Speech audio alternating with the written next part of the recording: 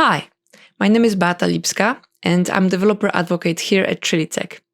So in today's video, I'm gonna tell you about the NFTs, how they work, what are actually NFTs. We're gonna learn a little bit about smart contracts, but if you're interested in that subject, in the description down below, you'll have a link to a separate video specifically about smart contracts. It would be good if you watch it before that video. Next thing, we're gonna learn about the trust.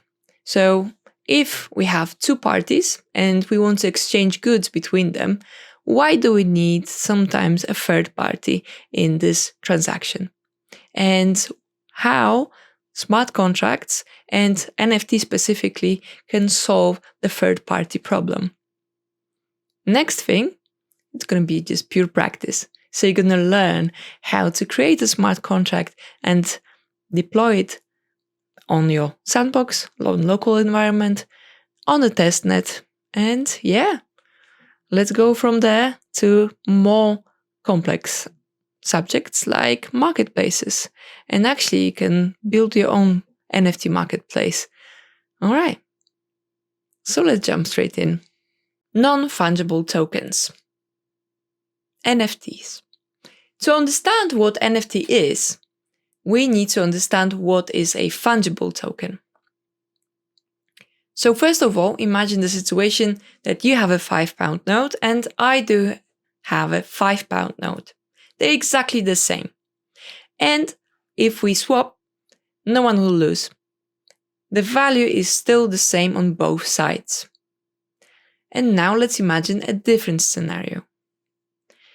I am the owner of original Mona Lisa painting and you have the replica.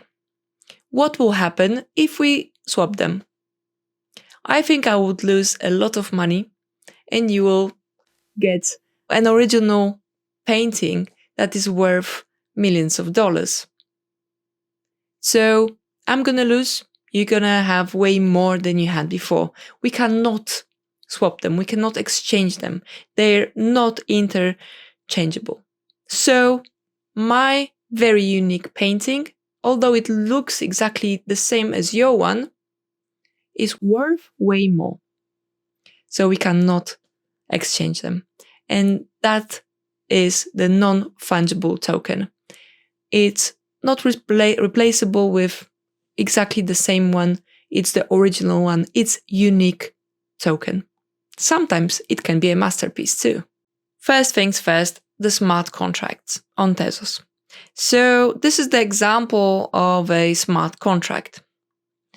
So first of all, the building elements of a smart contract. So it's a special account with program that is compiled to Michelson. So you can write it in SmartPy or Lego. Doesn't really matter. We're going to learn that on the go, but it's going to be compiled to language called Michelson. That smart contract has a very specific address and balance and set of values stored in the storage. So this is how the smart contract looks like on Tezos ecosystem. There's another very important thing that it's worth mentioning here. The standards, the smart contract standards that we're using on Tezos blockchain.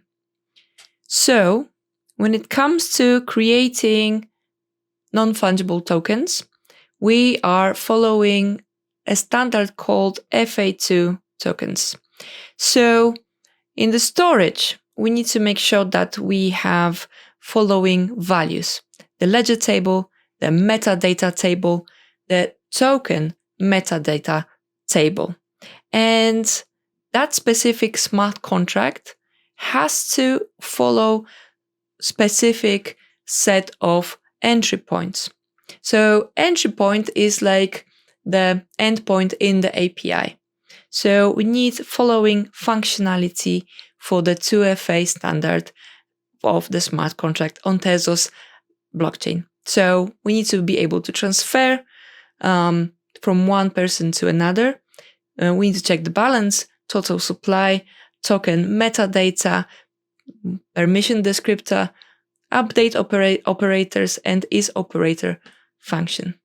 So I'm going to explain some of them later on, but let's bear in mind that the entry points are like endpoints for the APIs. We call them and we have request and we have the result of that specific function there. So 2FA follow that specific set of entry points. Now we can easily say the NFT is a specific type of a smart contract because we also have the address. Normally, if you think about NFTs, you think about some sort of image or video or any media file that is associated to it that makes it unique. But we also have the owner, a person who created that NFT, who minted that NFT. And the owner's account address is stored in the storage of the smart contract. So imagine the situation that we have an NFT and someone who wants to buy it. Yeah. So we will need to be able to transfer that NFT from the owner to buyer. So our smart contract would need to have that functionality, and it's called transfer entry point. Yeah, and that's transfer entry point will verify is the color of the contract is the current owner, and if it is able to replace the owner with the new owner, which is the buyer. Before we're going to get a little bit more technical, let's talk about trust and how it works in the modern world. So imagine I have a car for sale and you have the money. I set the price, let's say it's £50,000. You have a cash. And yeah, when it comes to exchanging the goods, potentially there can be two issues. So imagine I gave you the car keys, you drove away with your money and my car. Or you gave me the money and I'm driving away with your money and my car. So to avoid that sort of situations, we have third parties that can be potentially some sort of regulations, the law, police, or just simply the government. So that sort of trust is possible with specific agreement with the contract. But if it comes to exchanging digital goods, we can make it easier. And that's where the smart contracts are stepping in, because there is no need for the third party.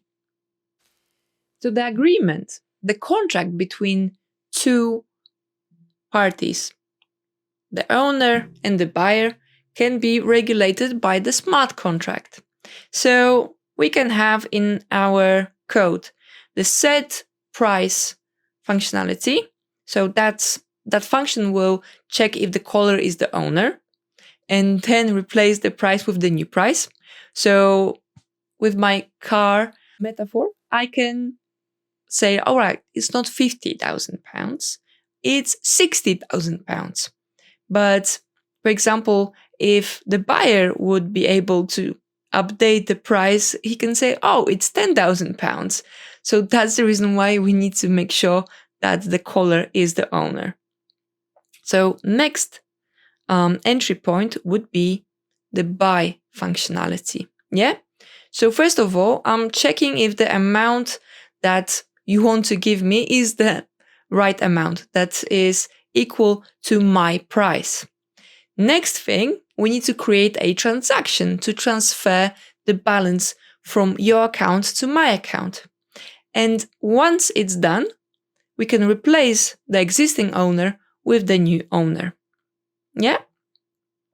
Everything is stored in the storage, and we can set the price in Tez. Yeah, so it's the new data type that we can use in our smart contract. The buyer becomes the new owner. And that's how we can avoid a third party and we can trust each other exchanging digital goods. That's it for that video. I hope you liked it.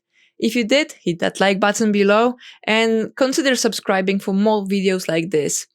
In the next video, I'm going to show you how to start coding your very first NFT.